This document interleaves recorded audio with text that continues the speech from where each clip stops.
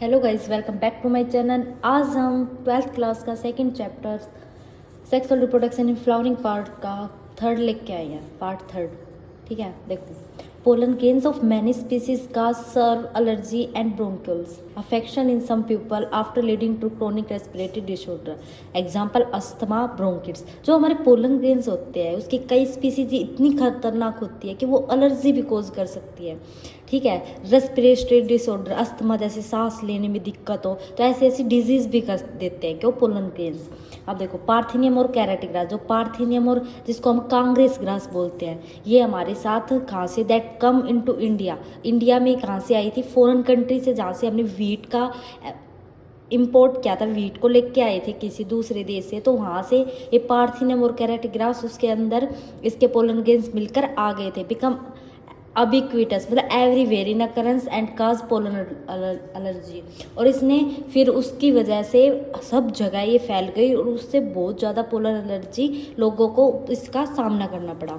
देखो, pollen grain के benefits. अब ये नहीं है कि भाई पोलन ग्रेन्स के सारे डिसऑर्डर ही है, कुछ बेनिफिट्स भी है पोलन ग्रेन्स के। अब हम इसके बेनिफिट्स पढ़ेंगे। ठीक है, देखो, pollen grains benefits. Pollen grains are rich in nutrients. Nutrients में ये रिच होते हैं, मतलब it has become a fashion in recent year. आजकल के रिसेंट ईयर में ये एक फैशन भी हो गया है कि पोलन को टैबलेट के रूप में लेना, फूड सप्लीमेंट में यूज़ करना इन वेस्टर्न कंट्रीज। अब दूसरे देशों में तो इसको पोलन ग्रेन्स को इतना यूज़ किया जाता है कि large number of pollen product in the form of tablet, जो फॉरेन कंट्री में है वहाँ पोलन प्रोडक्ट को टैबलेट और सिरप्स के यूज़ में मार्केट में अवेलेबल है। ठीक है, देखो, pollen consumption has been claimed to increase the performance of athletes and racers. जो एथलीट्स वगैरह जो गेम वगैरह में खेलते हैं तो वो भी पोलन ग्रेन का टैबलेट के रूप में इनका यूज़ करते हैं, जिनकी वजह से उनकी परफॉर्मेंस इंक्रीज हो। ठीक है, और रेसिंग हॉर्स जो उसमें भी वो भी यूज़ करते। ठीक है, when once they are shed, pollen grains have to land on the stigma before they lose visibility if they have to bring about fertilization. अब जैसे हमने कल एग्जाम वो पढ़ा था, फर्स्ट पार्ट में मैंने तुम्हें कहा था कि भाई ये देख लो, ये स्टिग्मा होता है, ये स्टाइल होती है ओवेरी। तो उसी में क्या रखा है कि जब पोलन ग्रेन्स है, जब वो स्टिग्मा पे लैंड करता है तो वो अपनी विजिबिलिटी पीरियड होता है कि मतलब ये पोलन ग्रेन्स कितने टाइम तक ग्रोथ कर सकता है, इसके बाद ये ग्रोथ नहीं कर सकता। तो वही कह रहा है कि वो विजिबिलिटी मतलब अपनी जो क्षमता है उन्हें कि अगर उससे पहले अगर वो राइट पहुंच जाए स्पीसीज पे तो वहाँ से वो फर्टिलाइजेशन हो जाता है। अगर ना पूछ पाए तो वो फिर नहीं होता फर्टिलाइजेशन। अब देखो, in some cereal such as rice and wheat, जो चावल और गेहूँ है उनका पोलन ग्रेन्स की विजिबिलिटी पीरियड होता है 30 मिनट। 30 मिनट के अंदर अगर वो स्टिग्मा पे पूछ गया और तो वो हो जाएगा ग्रोथ उसकी, अगर नहीं पूछ पाया तो वो नहीं होगा। और मेंटेन विजिबिलिटी फॉर मंथ्स, और कईयों की तो महीनों महीनों तक होती है। Pollen grains store of a large number of species for year of liquid nitrogen. और पोलन ग्रेन्स को स्टोर करते हैं लार्ज नंबर में नाइट्रोजन। ये क्वेश्चन भी बहुत पूछते हैं कि लिक्विड नाइट्रोजन में -196 डिग्री सेल्सियस पर स्टोर करते हैं। ठीक है, such stored pollen can be used as pollen bank similar in crop breeding programme.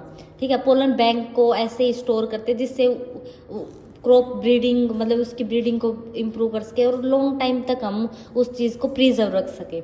ठीक है, अब ये देखो, the pistil megasporangium Oval and embryo sac the gynoecium represent. जो हमने पढ़ा था कि एंडोसियम रिप्रेजेंट करता है मेल गैमेटोफाइट को और गाइनोसियम रिप्रेजेंट करता है फीमेल रिप्रोडक्टिव पार्ट को, फ्लावर के।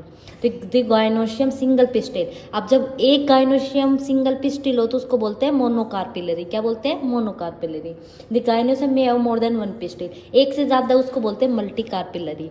ठीक है, द पिस्टिल में फ्यूज टुगेदर। अगर पिस्टिल है वो एक दूसरे के साथ फ्यूज्ड है तो उसको बोलेंगे हम सिनकार्पस। और सिनकार्पस का एग्जाम्पल होता है पपावीर। ये मैं जो क्वेश्चन भी ये बता रही हूँ ना, ये सारे नीट के पीवाई के हो चुके हैं। ठीक है, तो इनको याद रख लो। द पिस्टिल में फ्यूज टुगेदर, एक साथ फ्यूज हो जाते हैं तो उसको बोलते हैं हम सिनकार्पस। और सिनकार्पस का एग्जाम्पल क्या है? पपावीर। द पिस्टिल में बी नॉट फ्यूज्ड, मतलब फ्यूज्ड नहीं है, वो फ्री है, सेपरेट है, ऐसे अलग अलग, तो उसको बोलते हैं एपोकार्पस। एपोकार्पस एपोकार्पस के एग्जाम्पल है माइचीलिया। क्या है? माइचीलिया। द पिस्टिल में बी नॉट फ्यूज्ड, मतलब फ्री है, तो उसको बोलते हैं माइचीलिया, उसका एग्जाम्पल है। ठीक है, each pistil has 3 part. Her pistil के 3 पार्ट होते हैं, जो हमने पढ़ा था वो स्टिग्मा। देखो, जो हमारे पिस्टिल उसके 3 पार्ट होते हैं। यहाँ पे ये इसको बोलते हैं हम, जो भी आपने पढ़ा था कल आपने फर्स्ट पार्ट में, ये स्टिग्मा, ये हमारी स्टाइल, ये स्टिग्मा होता है, ये स्टाइल होती है, और ये हमारी ओवरी होती है। तो ये कह रहा है कि ईच पिस्टिल, हर पिस्टिल के 3 पार्ट होते हैं, the stigma, the style, the ovary. Bye bye, मिलते हैं नेक्स्ट पार्ट।